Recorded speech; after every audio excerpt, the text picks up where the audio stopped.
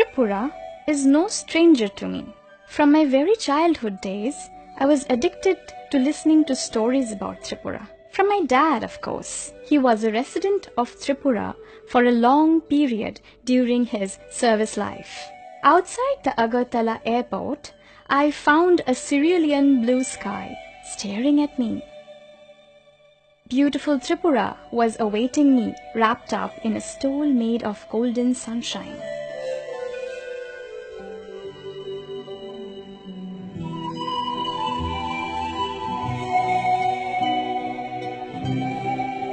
Gitanjali Tourism Guest House is situated beside State Guest House, Shonar Tori.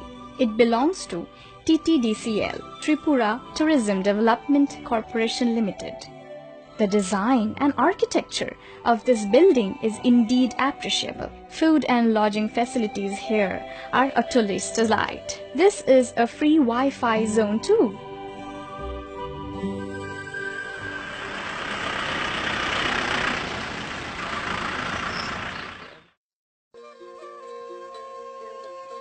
Aroma from a cup of tea complements the beauty of the place. I reached out at my list of itinerary for a quick glimpse.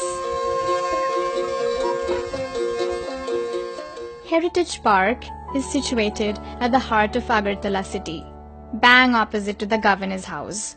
This is actually a miniature of numerous historical places and architectural excellence of Tripura accumulated in a place. You will also find a natural forest here. Moreover, a small plateau of herbal tree and herbs, an amphitheater, and a fountain make the place even more attractive. Influence of Mughal architecture is evident in the structure of Ujjain, the palace. It was built by His Excellency Maharaja Radha Kishore Manikya during 1899 to 1901. Magnificent tile floor, curved wooden ceiling, and beautifully crafted doors are particularly notable with reminiscence of the bygone era. It has recently been adorned with a spectacular musical fountain at its foyer. It is a state museum now, with a collection of artifacts and crafts related to Manikya dynasty. You will find a combination of folk and mixed culture in the sculptures. Tourism Directorate and Tripura Tourism Development Corporation Office at Shetmahal. Palace compound besides the Ujjanta Palace. Venuban Bihar, the most attractive Buddhist destinations of Tripura, located at Kunjaban area in northern part of Agartala. This Buddhist shrine preserves some beautiful metal idols of Lord Buddha.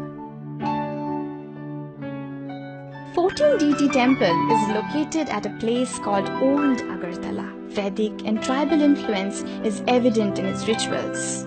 Opposite the 14 deity temple stands Haveli Museum. Small but artistically decorated, tribal cultures of Tripura, including their used materials, musical instruments, ethnic artifacts are displayed here by the aid of some beautiful models. Gedu Mia's Masjid is pride of Muslims of Tripura. This imposing mosque, located in Shivnagar area of Agartala, bears testimony to the brilliant architectural excellence of Muslim culture. A Khawda checkpost, standing in the pastoral seclusion on the western edges of Agartala, now handles greater influx of tourists from neighboring Bangladesh. The multi-use integrated checkpost along the India-Bangladesh border has been opened at Akhora in the west on 17th November 2013. It has modern facilities and services under a single roof. An international standard passenger terminal too. Tripura has a history of tea plantation. I have only Durgabari Tea Garden in my list, though Tripura can boast of numerous tea estates across the state. Khumlung means Valley of Flowers. This eco-park has a beautiful spacious garden and a natural water body with boating facilities. A children park is also there, with many amusing objects. Incidentally, I met a group of dancers there. On my request, they performed Lebang Bumani dance, an interesting harvest dance form by regional inhabitants of the northeastern Tripura. And hold it, father, your daughter also took part in the dance.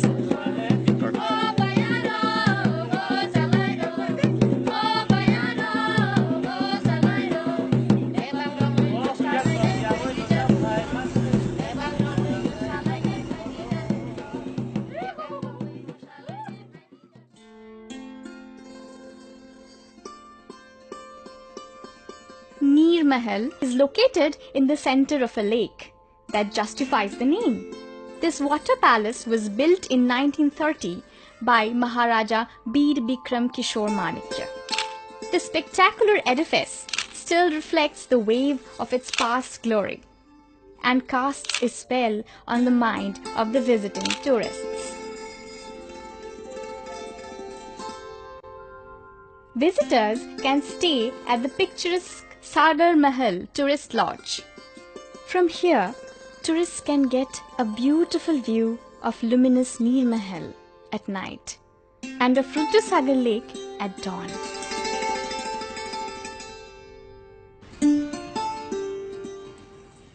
At Boxanagar, very recently after a denudation of natural forest area, ruins of a brick-built building emerged in Sonamara of West Tripura. An idol of Lord Buddha confirmed that it had been a Buddhist temple.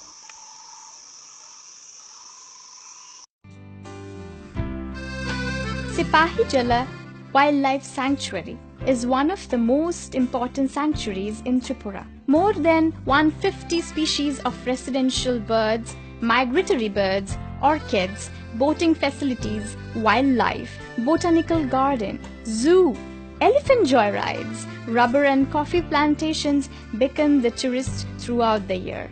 Added visual incentive for animal lovers are extinct species like rhesus macaque, spectacled monkey and clouded leopard.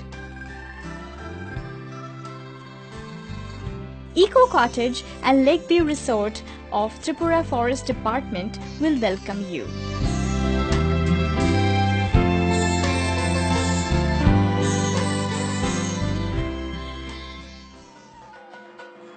Kamala Sagar Kali Temple, built on hilltop by Maharaja Dhanya Manikya, is situated near Bangladesh border. Large Kamala Sagar Lake in front of this temple adds to its beauty. According to Hindu mythology, it is one of the 51 most auspicious and sacred places for the Hindu pagans who worship Shakti as an idol. Komilla View Tourist Lodge is nearby. One can catch sight of neighboring picturesque Bangladesh from here.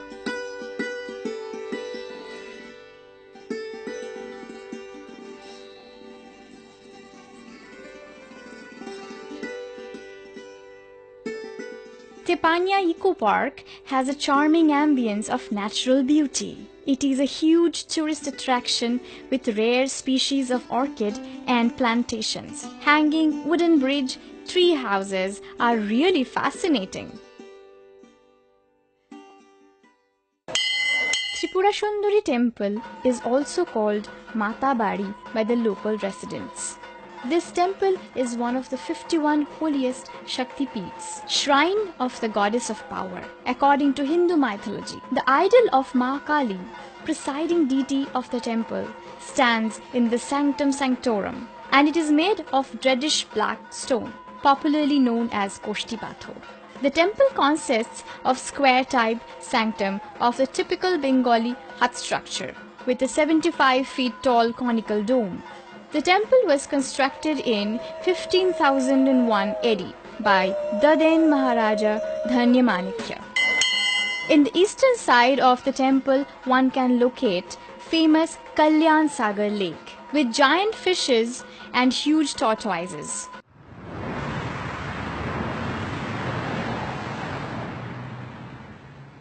Udaipur, Tripura's erstwhile capital, is famous for many small and medium-sized ponds. They are testimony of the golden history of Tripura during Manikya dynasty.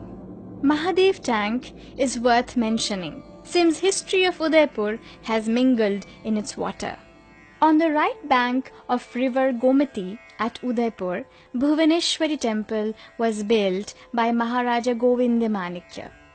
It finds close literary reference in two of Rabindranath Tagore's famous dramas, Visarjan and Rajarshi. The temple consists of square-type sanctum with a crown-like dome. On the eastern part of the town of Udaipur lies the ruins of Gunavati temples. It is named after Queen Gunavati, wife of Maharaja Govinda Manikya. These temples have a stark similarity with the architecture of Bhuvaneshwari temple, especially in the structure of the dome on the top.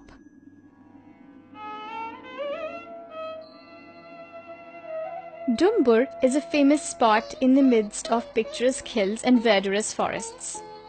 The name is derived from Damru, the famous small two-headed drum used by Lord Shiva.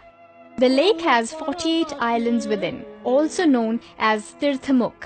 This lake is formed by a confluence of the rivers Raima, Saima and Gomati, very significant to the pilgrims. Narikal Kunj is a beautiful tourist spot and a very prominent picnic spot as well.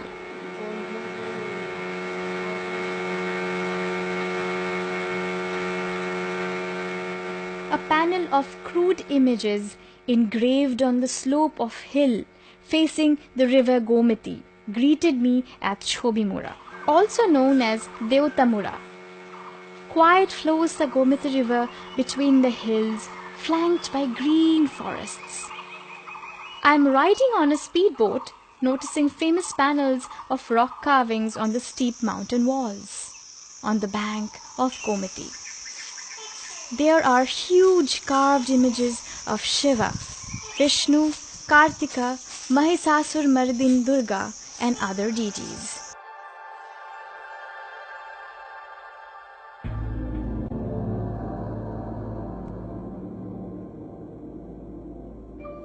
Pilak is a treasure house of ancient sculptures.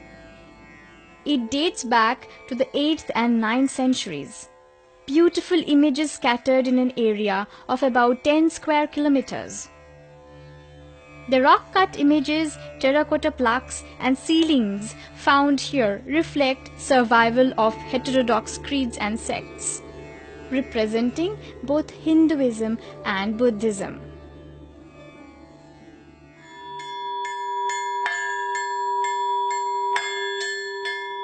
Mahamuni Pagoda is a monastery that bears the Buddhist idioms of expressions in religious architecture.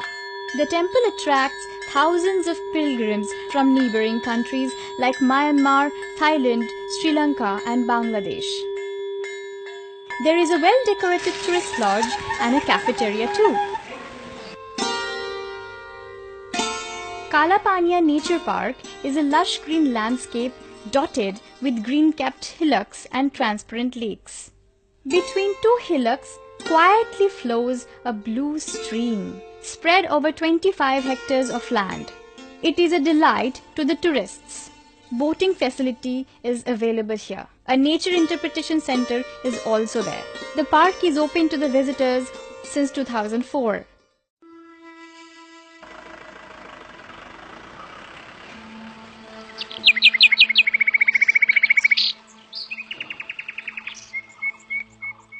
Unakoti is a profusion of rock-cut images belonging to 11th to 12th century AD, intricate and finely executed. This is almost like an open-air art gallery.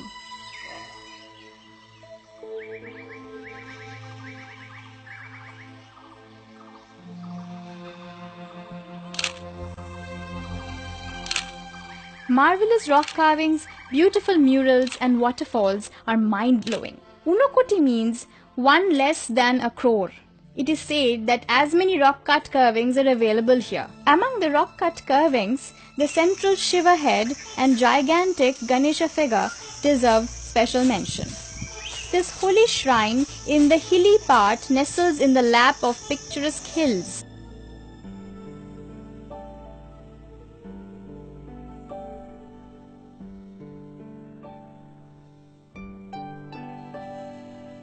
Jampui Hill, a permanent seat of eternal spring, situated at an altitude of 3,000 feet above sea level. Jampui is famous for its charming landscape and bracing climate. Green forests, orange gardens on hill slopes, variety of floral tapestry, including a large range of enchanting orchids, panoramic viewpoints, placid lakes, you name it. Here, Eden Tourist Lodge is very clean and well equipped with modern amenities, a true value for money.